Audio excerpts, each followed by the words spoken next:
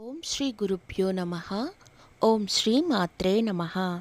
హిందూ మతంలో ఉదయం, సాయంత్రం లేదా పూజ సమయంలో లేదా ఏదైనా ముఖ్యమైన పనులు ప్రారంభించే తరుణంలో దీపాలు వెలిగించే ప్రక్రియ సాంప్రదాయం శతాబ్దాలుగా కొనసాగుతోంది. దీపం సానుకూల శక్తికి చిహ్నం. దీపం ఏ ఇంట్లో వెలిగిస్తే ఆ ఇంట్లో సంతోషం మరియు సమృద్ధి నివసిస్తుంది. అలాగే వ్యతిరేక శక్తి తొలగిపోతుందని నమ్మకం. కానీ దీపం వెలిగించేటప్పుడు కొన్ని అందులో వేయటం వల్ల దాని ప్రభావం మరింత పెరుగుతుందని మీకు తెలుసా?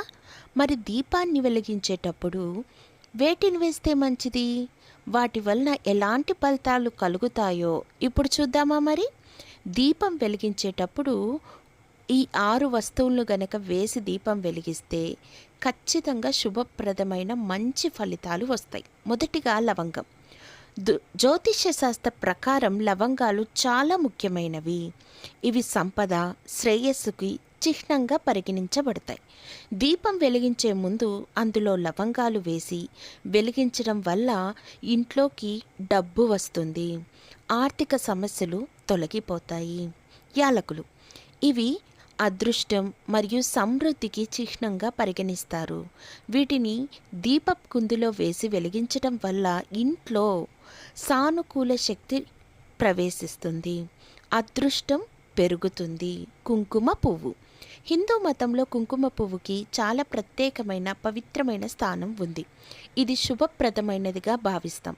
కుంకుమ పువ్వును దీపం కుందులో వేసి వెలిగించడం వల్ల ఇంటికి శాంతి మరియు శ్రేయస్సు లభిస్తుంది. అదేవిధంగా ఆ ఇంట్లో ఎల్లప్పుడూ సానుకూల శక్తి ప్రవహిస్తూనే ఉంటుంది. తరువాత బియ్యం. హిందూ మతంలో బియ్యం ఆహారానికి చిహ్నంగా పరిగణించబడుతుంది. దీపంలో కొన్ని బియ్యం గింజలు వేసి వెలిగించటం వల్ల ఇంట్లో ఆహార కొరత అనేది రానే రాదు. తరువాత పసుపు. దీపం వెలిగించేటప్పుడు పసుపును కూడా వేయటం. పసుపు శుభప్రదానికి చిహ్నం, పవిత్రమైనదిగా భావిస్తాం. పసుపును వేసి వెలిగించటం వలన ఇంట్లో వ్యతిరేక శక్తి తొలగిపోతుంది, సానుకూల శక్తి ప్రసారం అవుతుందని నమ్ముతాం. తరువాత నువ్వుల నూనె. నువ్వుల నూనె పవిత్రమైనది, శుభప్రదమైనదిగా కూడా భావిస్తాం.